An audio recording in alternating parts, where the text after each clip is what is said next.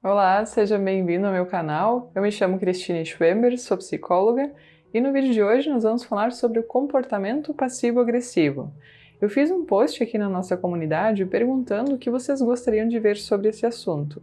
E o Ricardo comentou esse post dizendo: parabéns pelo trabalho, quais são as principais causas desse tipo de comportamento? Obrigada por comentar, Ricardo. Eu fico bem contente com os comentários de vocês, com os feedbacks que vocês dão tanto nos vídeos quanto nos posts. Então, muito obrigada.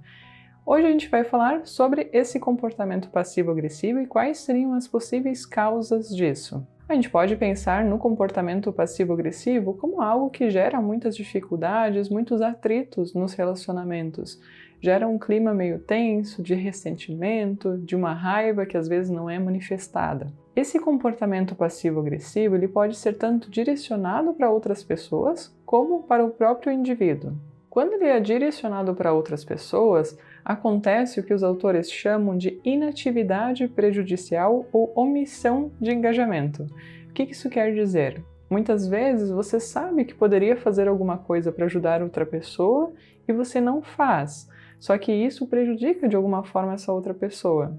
Quando esse comportamento passivo-agressivo é autodirigido, ele é caracterizado pela omissão das próprias necessidades ou por uma inatividade no sentido de autorrecompensa. Você sabe que você tem necessidades, mas você deixa elas de lado, ou então você não consegue se recompensar por algo que você fez, mesmo sabendo que fez bem. Mas aqui eu não vou me estender sobre isso. Em outros vídeos nós podemos falar mais sobre isso, dar mais exemplos do que seria esse comportamento passivo-agressivo direcionado para outras pessoas e esse comportamento direcionado a nós mesmos. O que vocês precisam saber, gente, é que, por mais que o comportamento passivo-agressivo seja algo bastante comentado no dia a dia, no senso comum, não existem muitos estudos sobre isso. O comportamento passivo-agressivo já foi considerado um transtorno de personalidade, mas hoje em dia não é mais. E isso também influencia nesse fato de não estar sendo tão estudado.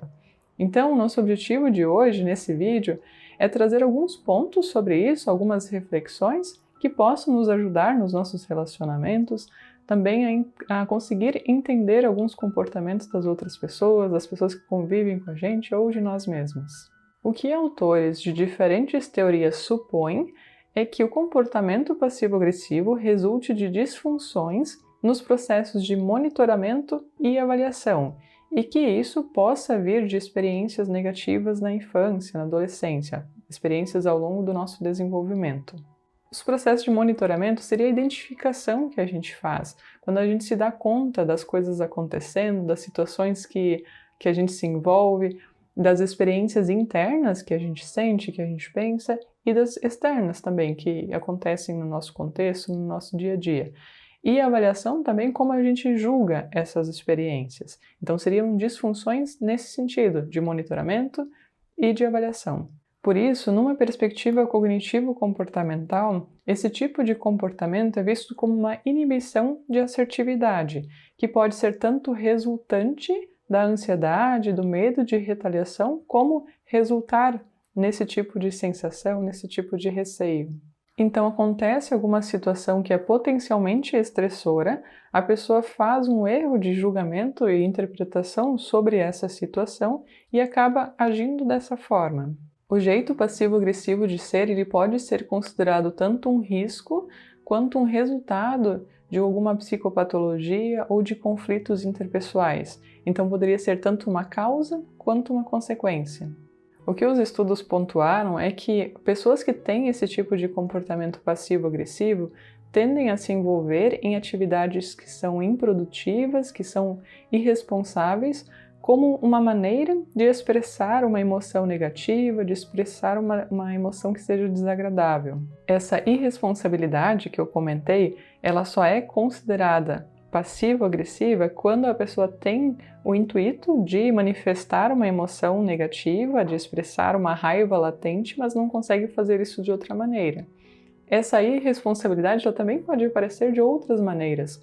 Quando a gente é desatento, não presta muita atenção, pela nossa desorganização, falta de motivação. Então outras coisas também podem explicar esses comportamentos irresponsáveis. Mas ele é considerado passivo-agressivo quando a pessoa quer manifestar tem essa necessidade de manifestar um descontentamento, uma raiva, mas não consegue fazer isso de outra maneira. Esse tipo de comportamento passivo-agressivo ele também parece estar associado com uma insegurança interior em relação ao próprio valor, em relação ao próprio merecimento.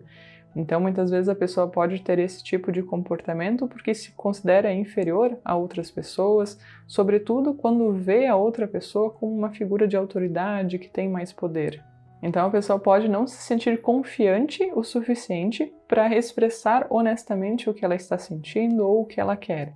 Então, imagine, muitas vezes já é difícil você expressar uma emoção negativa, é difícil você identificar o que você está sentindo, é difícil expressar isso, ainda mais quando você não tem autoconfiança, quando você se sente inseguro em relação a si mesmo, em relação ao seu valor, em relação ao seu próprio merecimento.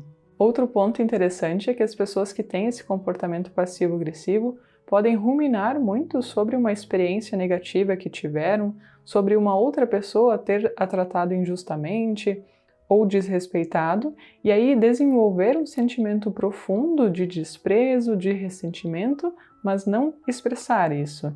Então, como uma necessidade até de colocar isso para fora, isso acaba aparecendo no comportamento passivo-agressivo. Um outro dado interessante de um estudo de 2021 é que as pessoas que tinham sintomas mais intensos de depressão tinham mais chances de demonstrar, de ter comportamento passivo-agressivo. Essas duas variáveis elas apareceram associadas. Eu vou deixar esse estudo na descrição aqui do vídeo se você quiser ver mais sobre isso.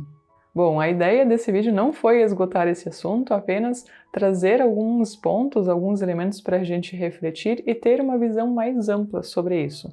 A minha intenção é que esses pontos ajudem vocês nos relacionamentos de vocês até ter uma compreensão melhor sobre o comportamento das outras pessoas.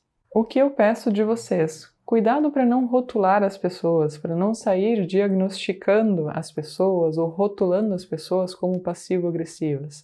Muitas vezes, quando um termo desses ganha mais evidência na mídia, quando isso é mais falado, as pessoas saem rotulando por aí. Eu não quero isso de vocês, não sejam essas pessoas. Se for para pensar sobre esse assunto, que seja no sentido de ganhar uma compreensão maior, de conseguir ter até uma certa empatia a mais, tanto em relação aos comportamentos das outras pessoas, o que motiva elas a agir assim, quanto aos próprios comportamentos, para ter mais autoconhecimento nesse sentido. Me digam nos comentários o que vocês acharam, o que vocês pensaram sobre esse vídeo, sobre os tópicos que eu trouxe. Eu sempre gosto do feedback de vocês, isso é bem importante para mim.